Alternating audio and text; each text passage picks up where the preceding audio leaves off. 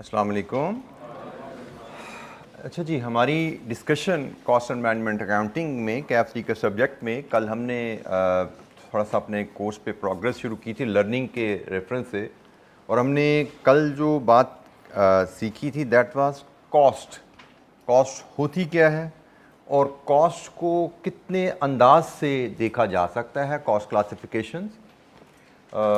आपको कंपनी की कॉस्ट की डिटेल्स दी जाए, उस डिटेल्स को कॉस्ट की जो लिस्ट है उसको आप कितने हिस्सों में बांट सकते हैं, क्या तरीके हैं।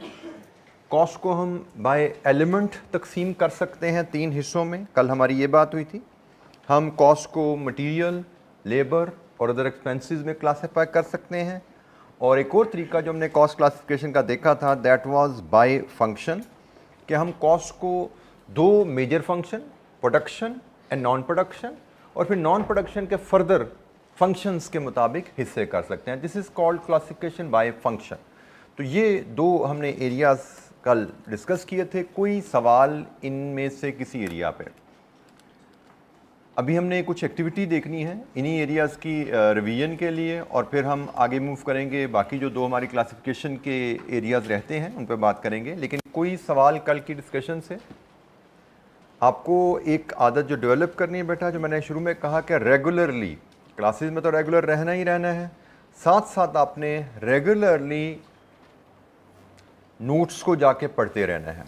जो आपको क्लास में डिस्कशन हुआ उसका एरिया जाके नोट्स से पढ़िए। जो सवाल आपको इलस्ट्रेशन क्लास में करवाई गई उनको घर जाके रिवाइज करना है। जो इलस्ट्रेशन नोट्स में भी एक चैप्टर में, ये तो खैर छोटा इंट्रोडक्टरी चैप्टर है, आगे चल के एक चैप्टर में 25-25, 30-30 इलस्ट्रेशन नजर आएंगी। लेकिन हम क्लास में कर रहे होंगे मे बी 10, 15, 18।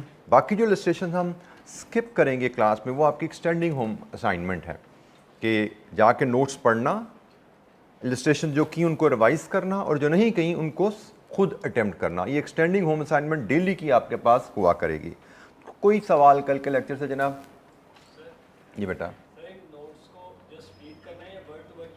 बेटा कुछ याद नहीं करना आपने, सिर्फ रीड करना है। 1 दफ़ा करना है, 2 दफ़ा, मतलब अभी रीड किया समझ के, फिर मे बी वीकेंड पे या पूरे वीक का काम एक तो फिर ज़रा पढ़ लिया आपने, मे बी फिर कभी आपके मिड टर्म क्विज आए फिर पढ़ लिया। सिर्फ पढ़ना है, रट्टा नहीं मारना। हमें लिखने को, कॉपी पेस्ट करने को नहीं आएगा। हमें इन प्रिंसिपल्स की अंडरस्टैंडिंग होनी चाहिए। मतलब आपसे कोई पूछे जी प्रोडक्शन कॉस्ट क्या होती है, तो you should be able to explain in your words. ज़रूरी नहीं अंग्रेज़ी में बताओ, उर्दू में बता सको, इस काबिल होना चाहिए। क्योंकि आपके दिमाग में क्लैरिटी होगी तो ही आप उन कॉन्सेप्ट को क्वेश्चंस पे अप्लाई कर सकोगे। क्लैरिटी चाहिए, अंडरस्टैंडिंग चाहिए, मेमोरी नहीं चाहिए। ठीक है। अच्छा जी, एक छोटी सी एक्टिविटी हमारे पास अवेलेबल है क्लासिफिकेशन बाय फंक्शन की। हमसे यहाँ पे कहा गया है कि ये कुछ कॉस्ट हमें दी गई हैं, ये कॉस्ट की लिस्ट है। हमें कहा गया इनकी क्लासिफिकेशन लिखिए, और हमें इनको इन क्लासिफिकेशन में डिवाइड करना है। 1 is production, 2 is selling, 3 is distribution, 4 is administration, 5 is finance. ये हमारी एक्टिविटी पेज 3 पे अवेलेबल है, बुक की पेज 3 पे अवेलेबल है, जो हम परफॉर्म कर रहे हैं यहाँ पे। तो जनाब पहली क्लासिफिकेशन हम शुरू करते हैं 1 बाय 1।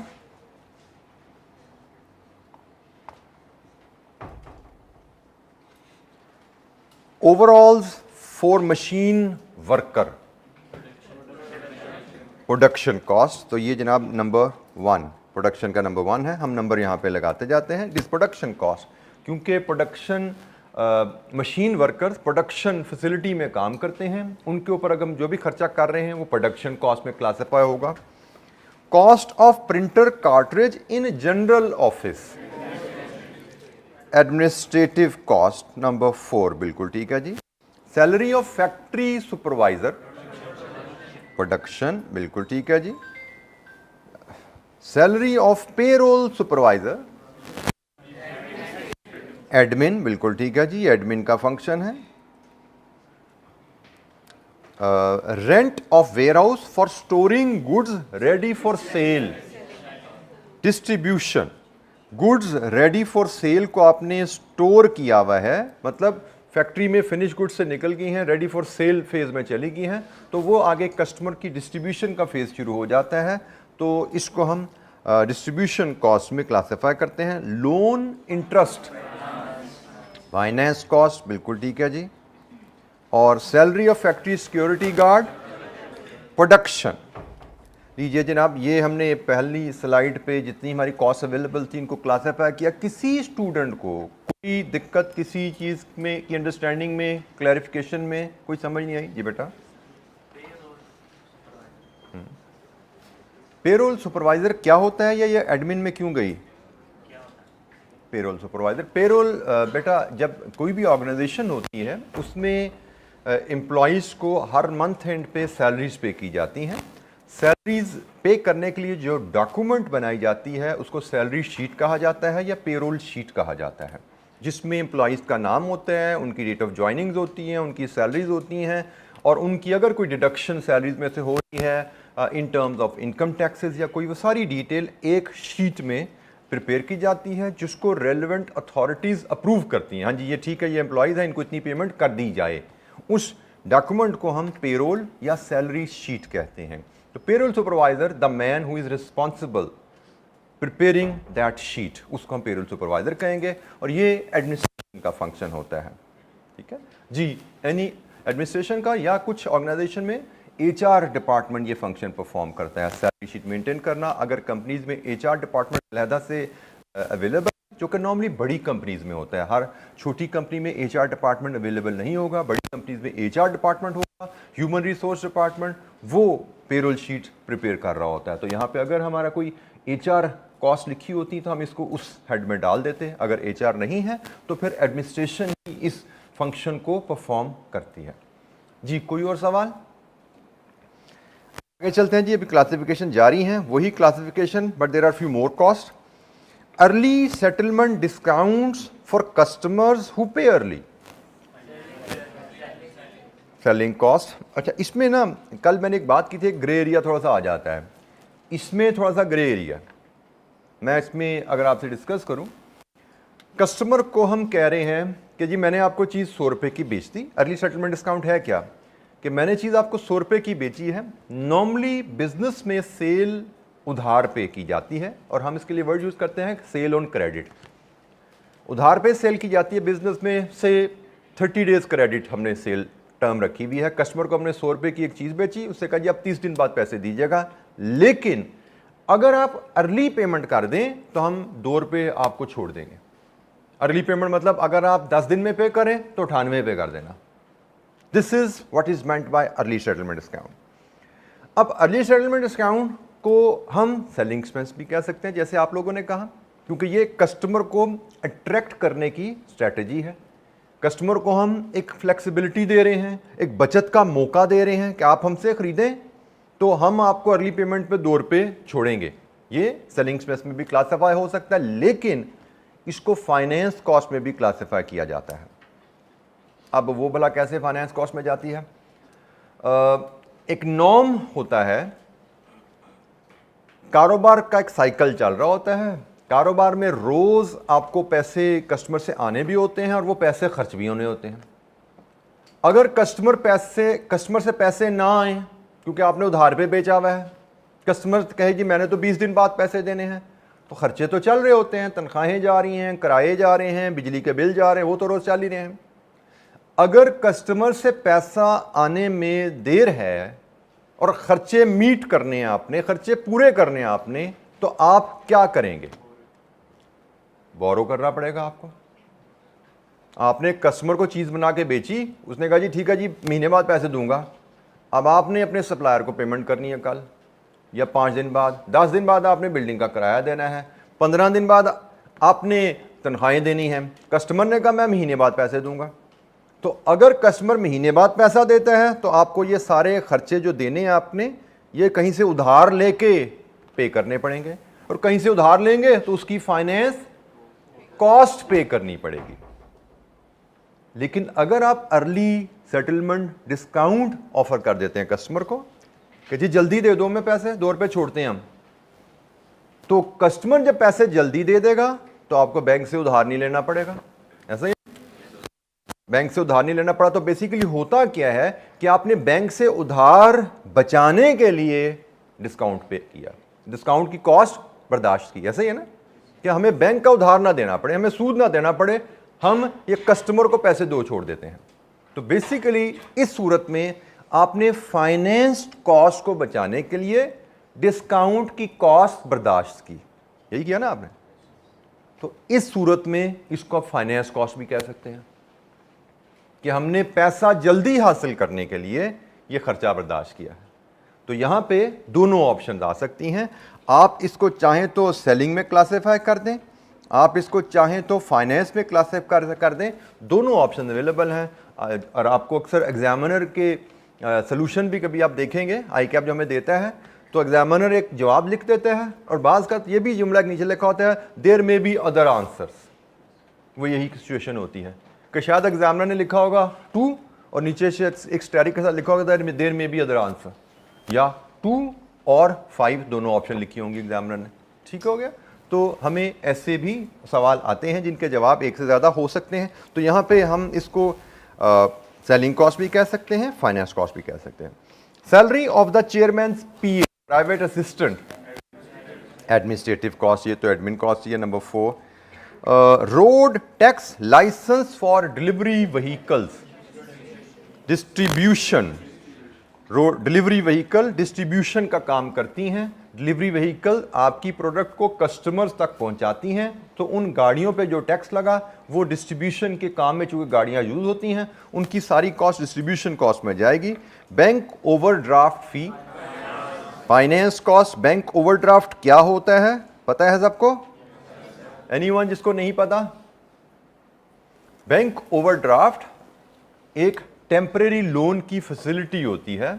बैंक आपको अलाउ करता है कि कभी आपके बैंक में पैसे ख़त्म हो जाएं और आपने किसी कस्टमर को पैसे पे करने हैं तो आप चेक इशू कर देना, हम आपको टेम्परेरी उधार दे देंगे, फिर जब पैसे वापस आएंगे तो डाल देना, वो आपका जो ओवर पैसे आपने निकाल लिए थे वो दोबारा ज़ीरो कर देना।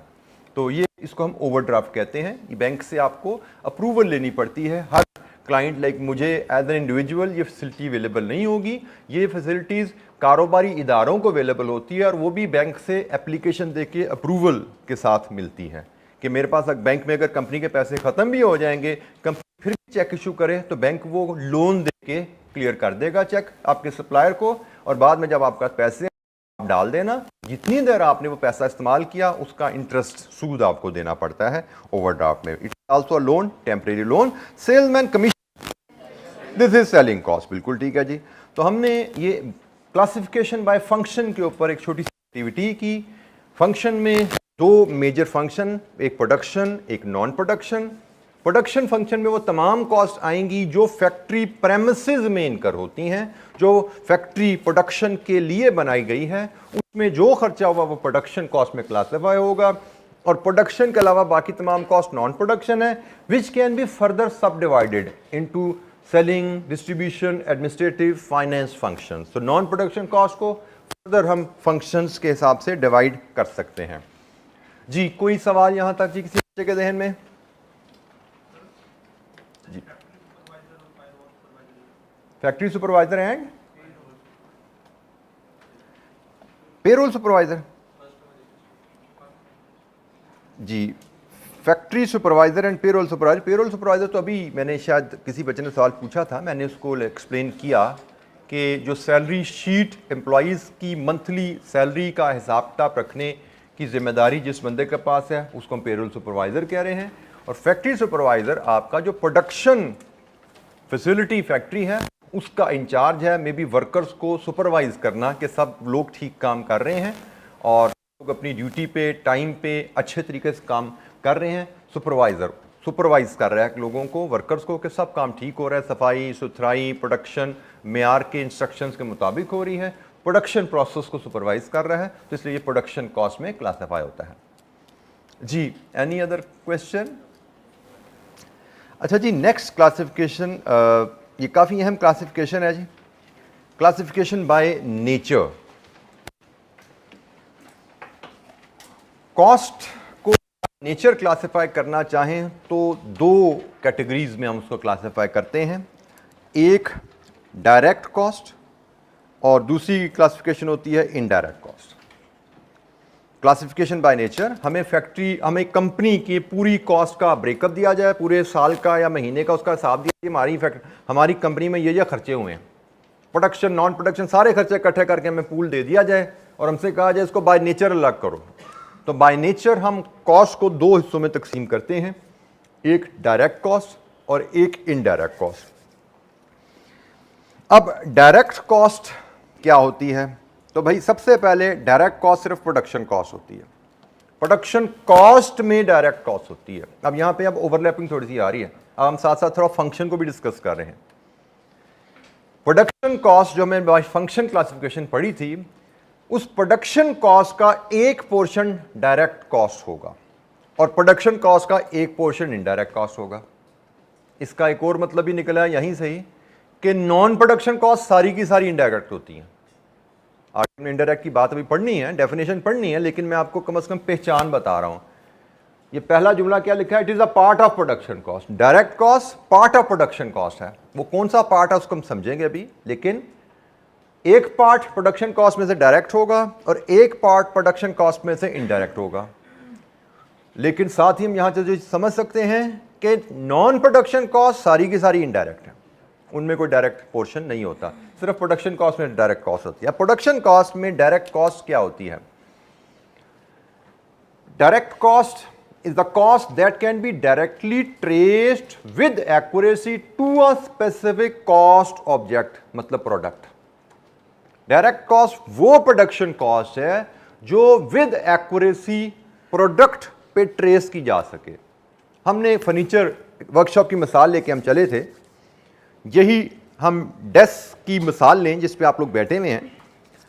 अब इसको बनाने में जो प्रोडक्शन कॉस्ट लगी उनकी हम अगर एग्जांपल मैं आपके सामने लाऊं, इस पे बनाने में एक इसका फैब्रिक इस्तेमाल हुआ, इसमें फोम लगा, इसमें स्टील पाइप्स लगे हुए हैं, इसमें वुडन शीट्स हैं, इसमें स्क्रूज हैं।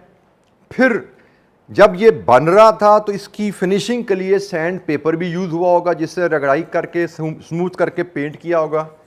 जब ये हो रहा था तो मे बी इसको जोड़ने के लिए ग्लू भी इस्तेमाल हुई होगी।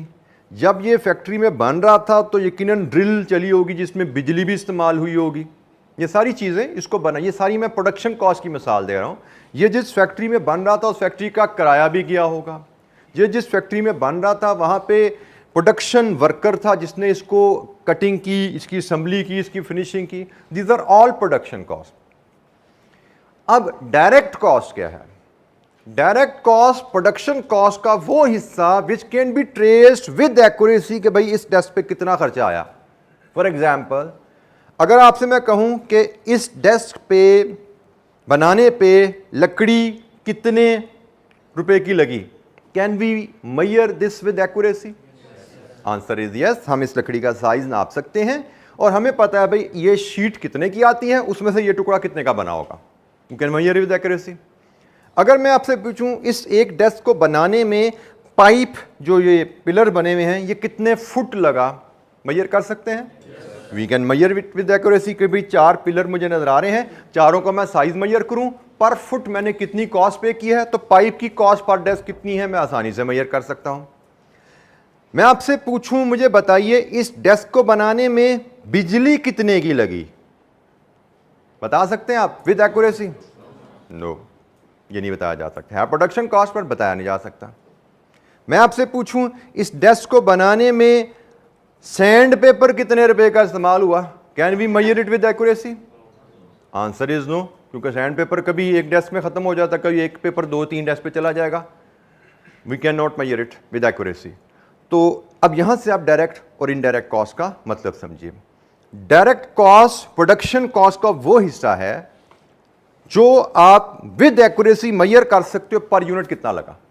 जैसे हमने बात की ये शीट वुडन जो है, we can measure it with accuracy. जैसे हमने बात की ये pipes, we can measure it with accuracy. जैसे हम ये कपड़ा जो लगा है, we can measure it with accuracy. ये सारी डायरेक्ट कॉस्ट की मिसालें हैं। और इनडायरेक्ट कॉस्ट की मिसाल है बिजली, इनडायरेक्ट कॉस्ट की मिसाल है फैक्ट्री का रेंट, पर यूनिट कितना लगा हमें क्या पता, भी वो तो हम पर मंथ देते हैं पूरी फैक्ट्री का, उसमें तो इस डेस्क के अलावा कुर्सियां भी बनती हैं, बहुत कुछ बनता है। So this is simple differentiation between direct and indirect cost. अभी हम मजीद इस पे बात करेंगे, लेकिन डायरेक्ट कॉस्ट क्या है? प्रोडक्शन कॉस्ट का वो हिस्सा which can be measured with accuracy per unit, कि एक यूनिट बनाने पे प्रोडक्शन कॉस्ट कितनी लगी। अगर आप विद एक्यूरेसी मेजर कर सकते हो तो वो डायरेक्ट है, अगर विद एक्यूरेसी मेजर नहीं कर सकते तो वो इनडायरेक्ट है। ये असूल आपने याद रखना है, ठीक है जी। और बाकी मैंने उस असूल को समझने के लिए आपको मिसालें दी हैं। चीज आपको क्लियर करूं कि हम लर्निंग का तरीका, अक्सर बच्चे याद रखते हैं असूल को नहीं, मिसालों को। ये गलत अप्रोच होती है। फॉर एग्जाम्पल, मैंने आपसे कहा जी रेंट फैक्ट्री का we can not measure with accuracy, तो इसलिए ये इनडायरेक्ट है, क्योंकि रेंट हम पर मंथ पे कर रहे हैं। तो अब बच्चा इनडायरेक्ट की डेफिनेशन भूल गया। ये याद रख लिया रेंट इनडायरेक्ट होता है, ये नहीं याद रखा कि रेंट इनडायरेक्ट क्यों है। ठीक है जी, ये जरा फर्क समझना जरा, क्योंकि ये बड़ी गलती करते हैं आप लोग। मैंने आपको बताया रेंट इनडायरेक्ट क्यों है, क्योंकि रेंट हम मंथ पे कर रहे हैं और हमारा खर्चा तो वो डायरेक्ट होता है जो पर यूनिट हमें पता लगे। तो रेंट तो हम पर यूनिट पे ही नहीं करते, हम तो वो पर मंथ पे करते हैं। तो पर यूनिट रेंट जब दिया नहीं तो वो हम पर यूनिट कैसे मेजर कर सकते हैं, वो तो इनडायरेक्ट है। तो अगर आपने असूल याद नहीं रखा, सिर्फ ये याद रख लिया रेंट इनडायरेक्ट है, you may come across a question जिसमें एग्जामिनर ने लिखा हो कि आप रेंट पर यूनिट प्रोड्यूस पे करते हैं, उस केस में तो रेंट डायरेक्ट हो जाता है। लेकिन अगर आपने असूल याद नहीं रखा और ये याद रखा वह रेंट इनडायरेक्ट होता है, तो आप गलत हो जाओगे। तो हमेशा असूल याद रखने हैं, प्रिंसिपल याद रखने हैं और चीज़ों को उन पे असूलों पे परख के फैसला करना है। हमने ये याद नहीं रखना कि रेंट इनडायरेक्ट होता है, हमने ये याद रखना है कि रेंट अगर पर मंथ पे हो रहा है तो पर यूनिट एक्यूरेसी से हम मेजर नहीं कर सकते, इसलिए इनडायरेक्ट है। असूल के साथ चीज़ें याद रखेंगे। अच्छा जी, अब डायरेक्ट कॉस्ट, अब प्रोडक्शन कॉस्ट में एक तो हमने क्लासिफिकेशन बाय नेचर में, साथ मैंने आपको बाय फंक्शन का थोड़ा सा हमने यहाँ पे टच लाए कि मैंने कहा जी सिर्फ प्रोडक्शन कॉस्ट जो है उसमें डायरेक्ट कॉस्ट होती है। अब इसको फर्दर बाय एलिमेंट भी देखा जा सकता है। डायरेक्ट कॉस्ट में मटेरियल भी होता है, डायरेक्ट कॉस्ट में लेबर भी होती है, डायरेक्ट कॉस्ट में अदर एक्सपेंसेस भी होते हैं। मतलब we can have direct material, we can have direct labour, we can have direct expenses. Definition वही है। डायरेक्ट मटेरियल क्या है? वो मटेरियल जो इस प्रोडक्ट बनाने में इस्तेमाल हुआ और उसकी कॉस्ट पर यूनिट हम एक्यूरेसी से मेजर कर सकते हैं। अब मैं दोबारा इस एंगल से इसको डिस्ट्रीब्यूशन बताऊं तो डायरेक्ट मटेरियल क्या है? वही बातें, ये लकड़ी की जो शीट है ये डायरेक्ट मटेरियल है। डायरेक्ट मटेरियल क्या है? ये जो लोहे का पाइप है ये डायरेक्ट मटेरियल है। डायरेक्ट मटेरियल ये कपड़ा, ये डायरेक्ट मटेरियल है।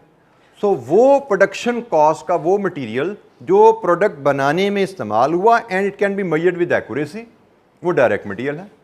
लेकिन प्रोडक्शन में और भी मटेरियल इस्तेमाल हुए हैं, जैसे सैंड पेपर, वो भी मटेरियल है, but it can not be measured with accuracy, वो इनडायरेक्ट है। मैं अब साथ साथ इनडायरेक्ट को भी कवर करता जा रहा हूं, वो इनडायरेक्ट है। जैसे lubrication oil for the machines, जिसमें इसकी कटिंग हुई, जिससे इसकी फिक्सिंग हुई, उसमें लुब्रिकेशन ऑयल हमने यूज किया, वो भी मटेरियल है। लेकिन that material can not be measured with accuracy, वो इनडायरेक्ट मटेरियल है। जैसे जिस फैक्ट्री में काम हो रहा है वहाँ पे स्वीपर सफाई वगैरह कर रहे होते हैं, तो सफाई में कपड़ा इस्तेमाल होता है, कुछ झाड़ू चीज़ें इस तरह इस्तेमाल होती हैं, वो भी प्रोडक्शन प्रोसेस में मटेरियल इस्तेमाल हो रहा है, लेकिन इनडायरेक्ट है। सो डायरेक्ट कॉस्ट में डायरेक्ट मटेरियल भी होता है, इनडायरेक्ट कॉस्ट में डायरेक्ट मटेरियल होता है। डायरेक्ट कॉस्ट में डायरेक्ट लेबर होती है। डायरेक्ट लेबर क्या है? सेम डेफिनेशन, एम्प्लॉइज को सैलरी पे की and you can measure with accuracy कि एम्प्लॉइज को जो सैलरी पे की है पर यूनिट कितनी है। फॉर एग्जाम्पल, आपके टेबल बनाने की जिम्मेदारी आपने दी हुई है अपने कारपेंटर को, जिसका काम है इनको कट करना, इनको जोड़ना, इनको फिनिश करना। नॉर्मली इस तरह के प्रोडक्शन के काम में उनकी सैलरी, आगे हमने लेबर का चैप्टर भी पढ़ना है जिसमें डिफरेंट मेथड्स ऑफ रेम्युनरेशन पढ़ेंगे, लेकिन नॉर्मली हमने उनसे एग्री किया होता है कि हम आपको पर टेबल पैसे पे करेंगे। जो कारपेंटर है, जो इंचार्ज है प्रोडक्शन का, हमने उसको पर टेबल पैसे एग्री किए हैं कि जी हम आपको से 1000 रुपया पर टेबल पे करेंगे। अब कारपेंटर वर्कर को हमने 1000 रुपीज पर टेबल पे करने हैं, उसकी सैलरी डायरेक्ट कॉस्ट है कि उसको हम जो पे कर रहे हैं पर टेबल 1000, हमें पता लग रहा है एक टेबल पे कितनी सैलरी पे की है, तो वो डायरेक्ट लेबर क्लासिफाई होगी। लेकिन हमारी फैक्ट्री में लेबर सिर्फ प्रोडक्शन वर्कर को नहीं जा रही, सैलरी सिर्फ प्रोडक्शन वर्कर को नहीं जा रही, सैलरी उसके हेल्पर्स को भी जा रही है, सैलरी फैक्ट्री के स्वीपर्स को भी जा रही है, सैलरी फैक्ट्री के सिक्योरिटी गार्ड को भी जा रही है। तो क्या हम हेल्पर की सैलरी पर यूनिट पे करते हैं? The answer is no. Helper का काम तो 3-4 जो प्रोडक्शन वर्कर हैं, किसी को थोड़ी पकड़ाना, किसी को आरी पकड़ाना, किसी को पेचकस पकड़ाना, हैमर पकड़ाना, उसका तो काम ये है। तो उसकी सैलरी पर मंथ है, पर यूनिट तो है ही नहीं, तो उसकी सैलरी इनडायरेक्ट लेबर है। इसी तरह स्वीपर, वो भी प्रोडक्शन टीम का हिस्सा है, उसका काम है जी जो वर्कर्स काम कर रहे हैं उनके इर्द गिर्द का वर्क एनवायरनमेंट, वर्क स्पेस को क्लीन रखना, कोई जो वेस्टेज है उसको उठा के डस्टबिन में डालना, वो भी प्रोडक्शन प्रोसेस को सपोर्ट कर रहा है, बट उसकी सैलरी भी पर यूनिट नहीं है, उसको भी पर मंथ पे कर रहे हैं, काम है जी सफाई रखना, तो वो भी लेबर है लेकिन इनडायरेक्ट लेबर है। सो मटेरियल में भी डायरेक्ट मटेरियल भी है, इनडायरेक्ट मटेरियल भी है। हम प्रोडक्शन कॉस्ट को भी सिर्फ डिस्कस कर रहे हैं क्योंकि प्रोडक्शन कॉस्ट में ही सिर्फ डायरेक्ट कॉस्ट होती है। प्रोडक्शन कॉस्ट में डायरेक्ट लेबर भी है, प्रोडक्शन कॉस्ट में इनडायरेक्ट लेबर भी है। प्रोडक्शन कॉस्ट में डायरेक्ट एक्सपेंसेस भी होते हैं, प्रोडक्शन कॉस्ट में इनडायरेक्ट एक्सपेंसेस भी होते हैं। डेफिनेशन वही रहेगी, वो खर्चा जो पर यूनिट मेजर किया जा सके। इनडायरेक्ट एक्सपेंसेस की मैं अगर बात करूं तो फैक्ट्री का rent other expense indirect, indirect expense की बात करूं तो बिजली का bill other expense indirect, per unit measure नहीं किया जा सकता। डायरेक्ट एक्सपेंस की मिसाल अगर हम लेना चाहें तो इस डेस्क को बनाने के लिए आप शायद देख रहे हैं इसके नीचे पिलर है, पिलर के नीचे एक प्लेट लोहे की लगी हुई है जिससे ये फिक्स हुआ है। I am just creating an example. ये जो प्लेट लोहे की कटी हुई है, इसके लिए हम मटेरियल जो खरीदते हैं वो एक लोहे की एक शीट खरीदते हैं और उस शीट को इन साइजेस में कट किया जाता है। वो कटिंग मशीन हमारे पास नहीं है जो लोहे की शीट को इस टुकड़े में काटती है।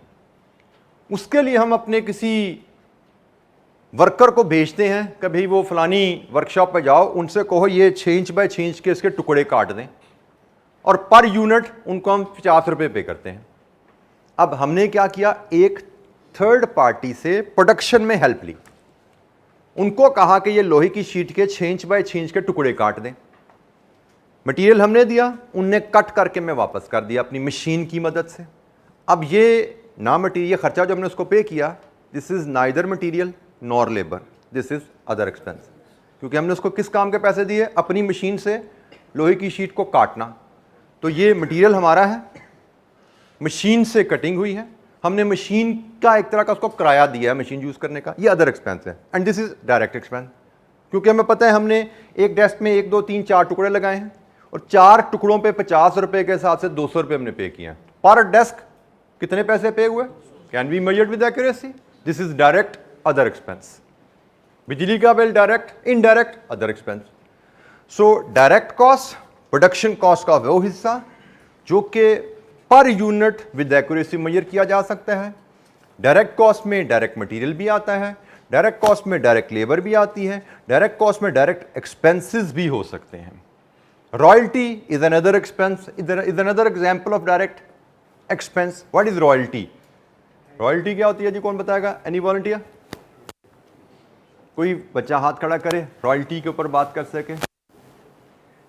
जी जी जी बेटा।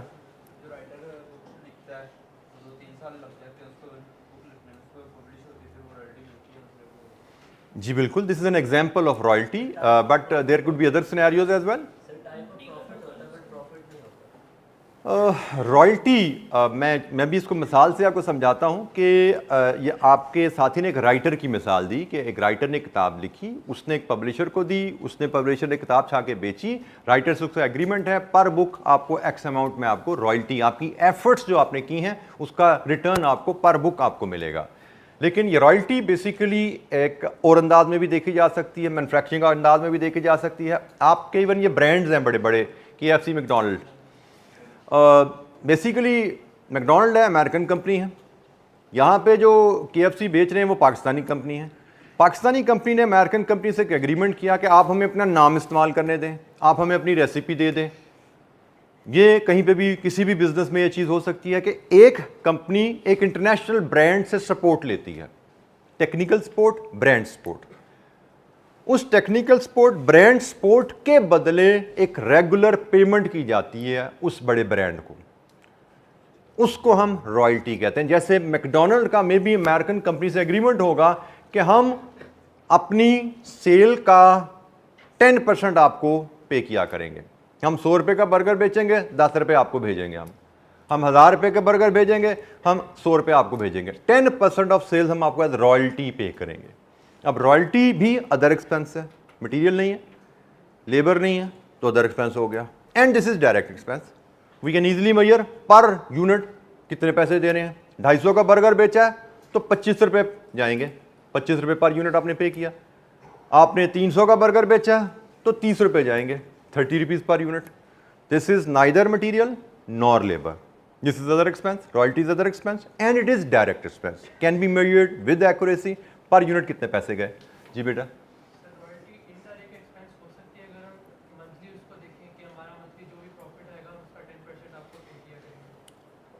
रॉयल्टी जनरली, जैसे आपके साथी ने भी मिसाल दी, ऑथर को पर यूनिट, पर बुक दी जाएगी।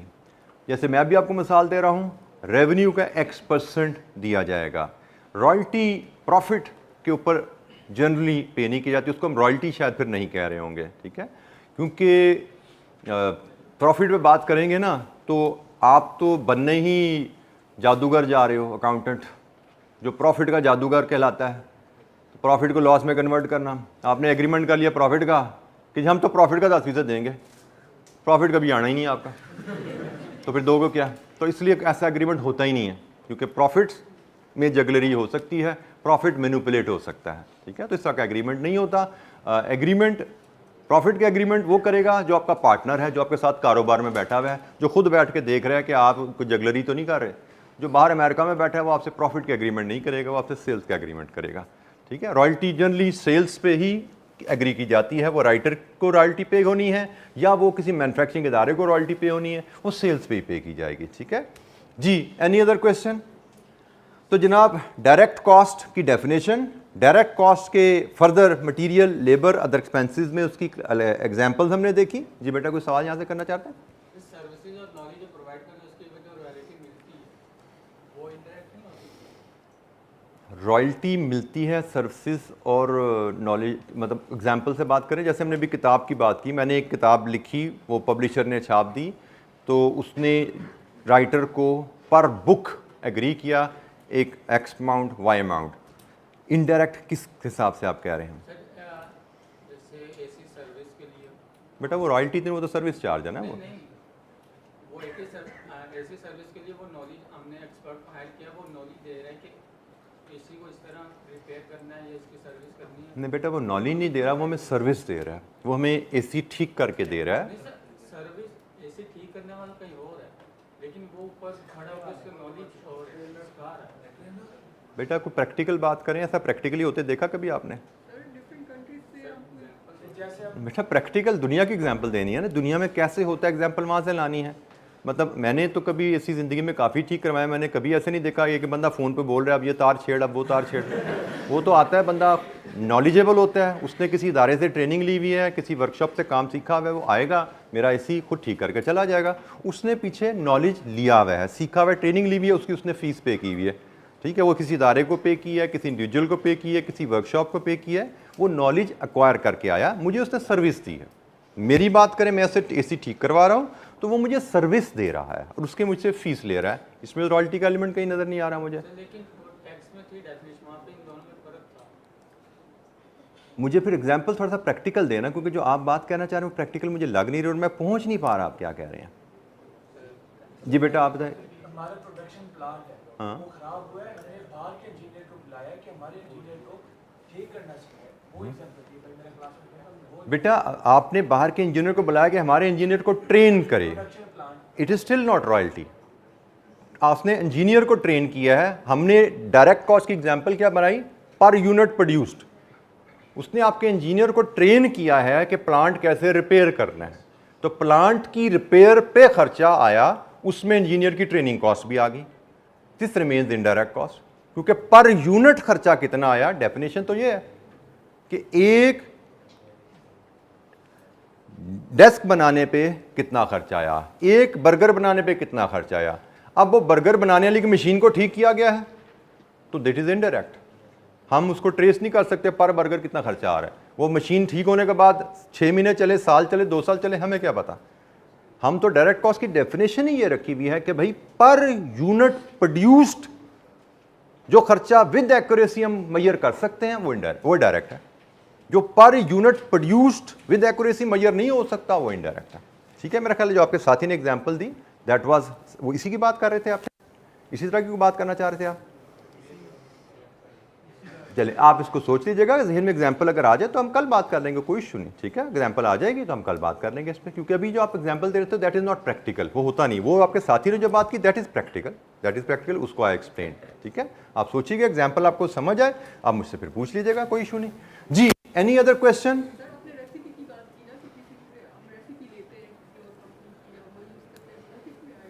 बेटा रेसिपी आपने ली लेकिन एग्री क्या किया, पर बर्गर सोल्ड 10 रुपए पे करेंगे,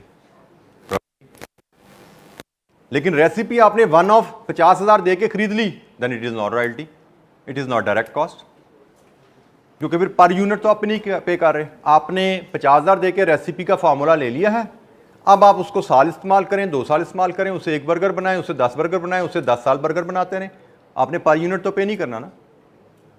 तो असूल बड़ा सीधा सा है कि पर यूनिट कॉस्ट आप मेजर कर सकते हैं तो डायरेक्ट है, अगर पर यूनिट मेजर नहीं कर सकते तो इनडायरेक्ट है।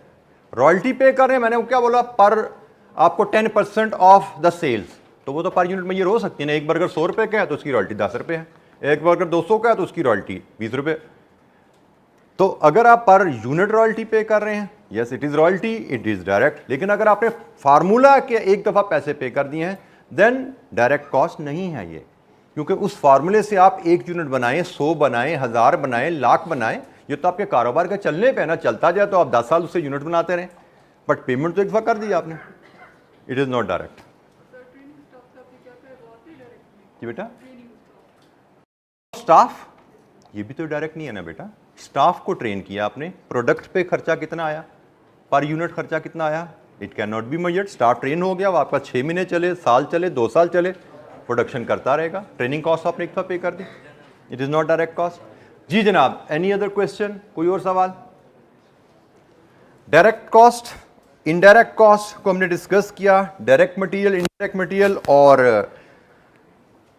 Direct other expenses. इसी तरह ही इनडायरेक्ट मटेरियल, लेबर और इनडायरेक्ट अदर एक्सपेंसेस, ये हमने साथ ही कवर कर लिया। अब इनके लिए साथ ही एक टर्म मैं और आपसे डिस्कस कर लूँ, डायरेक्ट कॉस्ट के सम को हम प्राइम कॉस्ट कहते हैं। Direct material plus direct labour plus direct expenses, इसके टोटल को हम प्राइम कॉस्ट भी कहते हैं। ये छोटी छोटी टर्म्स हैं, साथ साथ हम ऐड करते जा रहे हैं। Total of direct cost is known as prime cost and total of indirect cost is known as overheads. Direct cost सिर्फ प्रोडक्शन कॉस्ट होती हैं, इनडायरेक्ट कॉस्ट में प्रोडक्शन कॉस्ट भी आती हैं, इनडायरेक्ट कॉस्ट में नॉन प्रोडक्शन कॉस्ट सारी आ जाती हैं। इनडायरेक्ट कॉस्ट का टोटल ओवरहेड्स कहलाता है, और ओवरहेड्स में फिर फर्दर जो प्रोडक्शन की इनडायरेक्ट कॉस्ट है उसको प्रोडक्शन ओवरहेड्स कह देते हैं। Admin indirect cost overheads, selling and distribution overheads etcetera. तो हमने अब यहाँ पे चीज़ें थोड़ी सी जो पीछे से क्लासिफिकेशन पढ़ी थी उनको सबको यहाँ पे डिस्कस कर लिया हमने। क्लासिफिकेशन बाय नेचर में बाय फंक्शन को भी डिस्कस किया, बाय एलिमेंट को भी डिस्कस किया। तो एक तरह की आप कह सकते हैं कि जो 3 क्लासिफिकेशन अब तक हम पढ़ चुके हैं वो तीनों इस हेडिंग में हमारी डिस्कस हुई हैं। मैं फिर एक बार समराइज करूं, कॉस्ट हमारी डायरेक्ट, इनडायरेक्ट, या बल्कि हम इसको किस अंदाज से देखें, मैं चलिए एक अगर डायग्राम एक क्रिएट करने की कोशिश करता हूं कि हमारे पास टोटल कॉस्ट जो हमारे इदारे की होती है इसके हम 2 हिस्से करें अगर, एक प्रोडक्शन कॉस्ट, एक नॉन प्रोडक्शन कॉस्ट।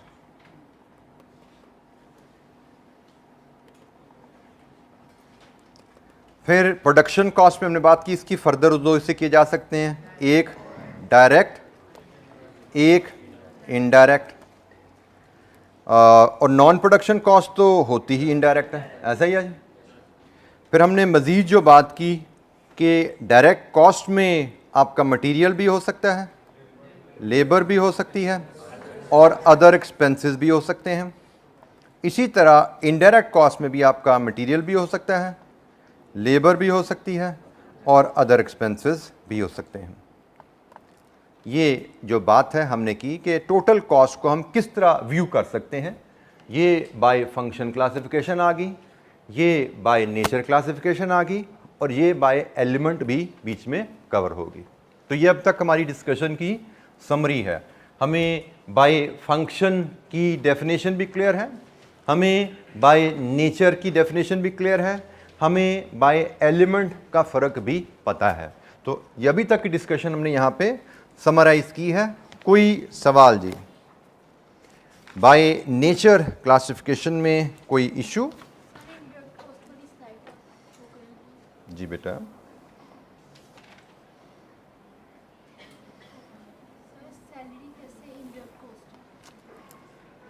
अकाउंटेंट की salary can you measure per unit? क्या उसको पर यूनिट पे कर रहे हैं? असूल क्या है कि अगर per unit with accuracy major की जा सकती है तो डायरेक्ट है। अकाउंटेंट की सैलरी तो पर मंथ जाती है।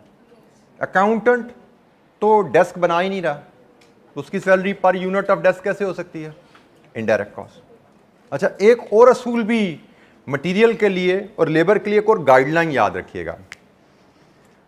मटेरियल डायरेक्ट क्या है, हमने बात की, मटेरियल डायरेक्ट वो है जो with accuracy per unit measure किया जा सके। इसको एक और अंदाज से भी लिखा जाता है। डायरेक्ट मटेरियल वो है जो फिनिश प्रोडक्ट का हिस्सा बन गया, ये भी कहा जाता है। डायरेक्ट मटेरियल वो है जो फिनिश प्रोडक्ट का हिस्सा बन गया। जैसे मैं दोबारा मिसाल दूं आपको, सैंड पेपर क्या इस टेबल का हिस्सा बना, इस डेस्क का हिस्सा बना? क्या लुब्रिकेशन ऑयल जो मशीन में डाला वो इस डेस्क का हिस्सा बना? लेकिन लकड़ी की शीट डायरेक्ट मटेरियल हिस्सा बना, लोहे के पाइप हिस्सा बना, कपड़ा हिस्सा बन गया प्रोडक्ट का। तो ये भी एक वे है डायरेक्ट मटेरियल को जज करने का कि मटेरियल डायरेक्ट है या इनडायरेक्ट है। कि अगर मटेरियल जो प्रोडक्शन में यूज हुआ वो फाइनल प्रोडक्ट का हिस्सा बन गया है तो वो डायरेक्ट है। मटेरियल जो प्रोडक्शन में यूज हुआ वो फाइनल प्रोडक्ट का हिस्सा नहीं बना, वो इनडायरेक्ट है। ये एक अनदर एंगल है to differentiate between direct and indirect material. जी बेटा।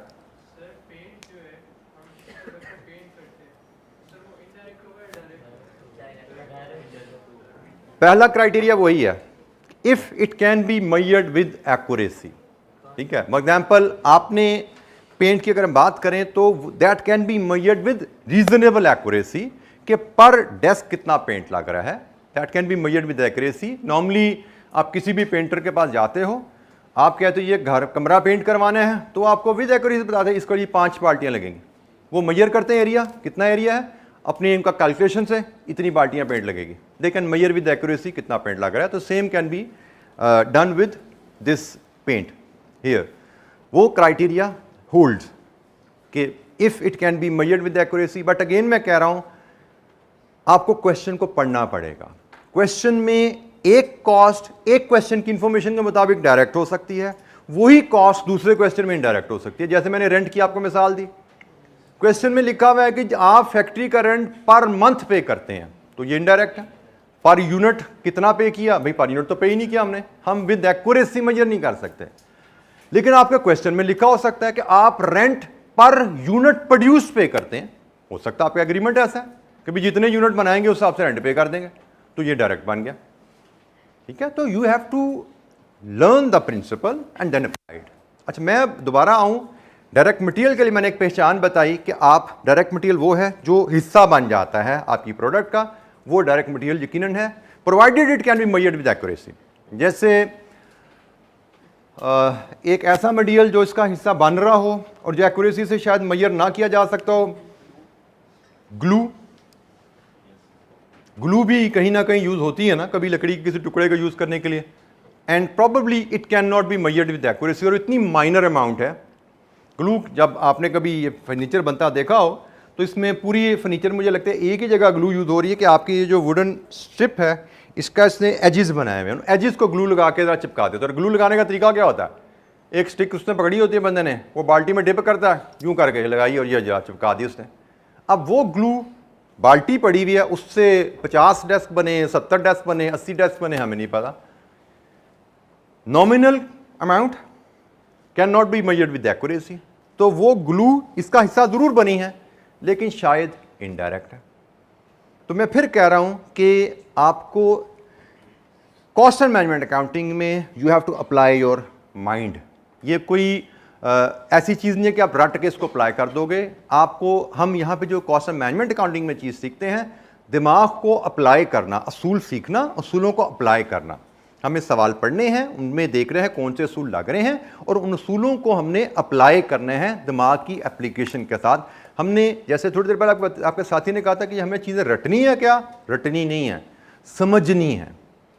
हमें समझ होनी चाहिए, जो चीज़ें हम बात करें, जो चीज़ें पढ़ें, जो चीज़ें लिखी हुई हैं हमारे पास, उसकी समझ हमें होनी चाहिए। अच्छा, इसी तरह मैं लेबर का भी डिफरेंस आपको बता सकता हूं कि डायरेक्ट लेबर की पहचान क्या है, इनडायरेक्ट लेबर की पहचान क्या है।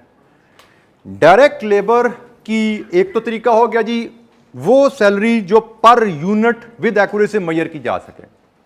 लेकिन इसकी पहचान क्या है, ऐसे वर्कर की सैलरी जो प्रोडक्शन बनाने में यूनिट्स पे काम कर रहा है, जो यूनिट बनाने में इन्वॉल्व है, जो यूनिट को काट रहा है, जोड़ रहा है, पेंट कर रहा है, वो यूजुअली डायरेक्ट वर्कर होगा। जैसे मैंने आपको कहा कारपेंटर, उसकी नॉर्मली जिम्मेदारी होती है तमाम पीसीस को काटना, उनको असेंबल करना, उनको फिनिश करना। As compare to helper, helper क्या प्रोडक्ट पे खुद काम करता है? नो, सैलरी वो भी ले रहा है, प्रोडक्शन प्रोसेस में इन्वॉल्व है, बट प्रोडक्ट पे खुद काम नहीं कर रहा। स्वीपर, क्या वो प्रोडक्ट पे काम करता है? नो, सैलरी वो भी ले रहा है, वो प्रोडक्शन प्रोसेस को सपोर्ट कर रहा है, बट वो खुद प्रोडक्ट पे काम नहीं कर रहा। तो ये भी एक तरीका है डायरेक्ट और इनडायरेक्ट लेबर में डिफरेंशिएट करने का। Direct material, indirect material, direct labour, indirect labour को डिफरेंशिएट करने का एक ये भी अंदाज है जो मैंने आपसे शेयर किया। जी बेटा,